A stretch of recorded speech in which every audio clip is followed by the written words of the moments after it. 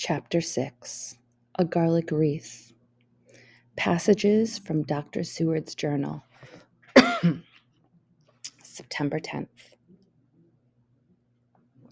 This afternoon, I went back over to see how Lucy was doing. While I was there, a large package came for Van Helsing.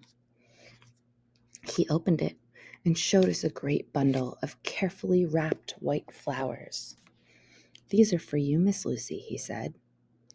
"They are medicines. This is how they work. I put some in your window, and I make a pretty wreath to hang around your neck." Lucy smelled the flowers and wrinkled her nose. Pushing them away, she said, "Why, these flowers are nothing but common garlic." "I warn you that you must do this," the professor said. "If not for your own sake, then for the sake of others." Then he and I decorated the entire room with the flowers. He rubbed them all over the windows and windowsills of the door frame and around the fireplace. Then he made a wreath and placed it around Lucy's neck. Before we left, he said to her, "Do not remove this wreath, and even if the room gets hot, do not open the window or the door tonight." After Lucy promised to follow his instructions, Van Helsing and I left. We needed a good night's rest, for we were both very tired. Van Helsing seemed very sure that Lucy would be fine in the morning, but I felt a vague sense of terror. September 11th. Van Helsing and I went to see Lucy at 8 o'clock in the morning. Mrs. Westerna greeted us and said that Lucy was much better. Then she told us that she had looked in on her daughter last night and found the room very warm. She was surprised to find a lot of strong-smelling flowers everywhere. Mrs. Westerna had removed them all before opening the window. The professor was very upset at this. When he looked in on Lucy, he found her worse than ever. She needed another blood transfusion.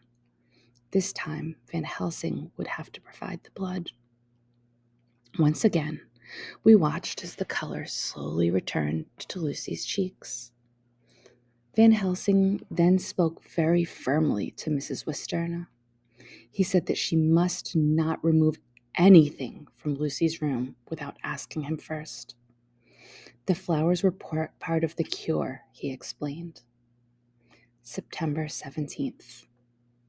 For the past several days, the professor and I have taken turns watching over Lucy. Fresh garlic arrives from Amsterdam every day. Now it looks as if she will be all right. We will leave her in her mother's care tonight. September 18. We should have never left Lucy, even for one night. When we arrived today, we found Lucy's mother dead and Lucy barely breathing. The wounds in her throat looked horribly white and mangled. The window had been broken. There was evidence that a huge animal, possibly a wolf, had been in the room. The fright must have been too much for Lucy's mother. Her weak heart had given out. Trying to defend her daughter from the animal, Mrs. Westerna had apparently grabbed the wreath of garlic from around Lucy's neck. Now Lucy seemed to lie near death. We did everything we could for her, even giving her another blood transfusion, but nothing helped. She kept getting weaker. Her pale gums were drawn back from her teeth, which unexplainably looked longer and sharper than usual. In the afternoon, she asked for Arthur, so we sent for him. When Arthur arrived at about 6 o'clock in the evening, Lucy seemed to gain a little strength. September 20th. We're all exhausted from watching at Lucy's bedside. Her breathing is very difficult and her face looks terrible. Perhaps it's because her mouth is open and her gums are so pale. Perhaps it is some trick of the light. But Van Helsing agrees that her canine teeth look longer and sharper than the rest. Earlier tonight, I heard a sound at the window. In the light of the full moon, I could see a great bat outside. When I came back to my chair, I found that Lucy had moved slightly. Soon after she awoke, I offered her some food. She did not seem interested in it. In fact, she did not even seem to be interested in going on with the struggle for life and strength. At 6 o'clock, Van Helsing examined Lucy's throat. "My God," he exclaimed. I bent over and looked too. As if by magic, the wounds on her throat had completely disappeared. The professor said, "She is fading away. It will not be long now." Van Helsing was right. Shortly before she died, Lucy asked Arthur to kiss her. She spoke in a strange, deep voice that I'd never heard before. When Arthur bent over her, Van Helsing grabbed him and dragged him back with more strength than I knew he possessed. He hurled the young man across the room. "Not for your life," he said. "Not for your living soul and hers." Then he stood between them as if holding a lion at bay.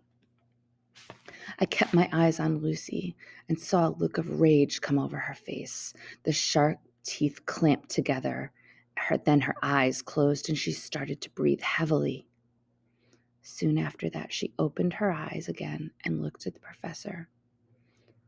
"My true friend and his," she said. "Oh, guard him well and give me peace." "I swear it," Van Helsing promised, kneeling beside her. Then he told Arthur to kiss Lucy on the forehead once. Within minutes, the poor girl was dead. I led Arthur to the next room, where he sat down, covered his face with his hands, and sobbed. Back in the room, I found Van Helsing staring at poor Lucy. His face was sterner than ever. Some change had come over her body. She now looked very calm and peaceful. "Unfortunate creature," I said. "It is the end of her suffering at last." He turned to me and said, "Not so, alas. It's only the beginning." I asked him what he meant. He only said, "We can do nothing yet. Wait and see." The funerals of Lucy and her mother were arranged for a few days later. After the undertaker had done his work, Van Helsing and I took one last look at the pretty young woman. In death, all of her loveliness had returned.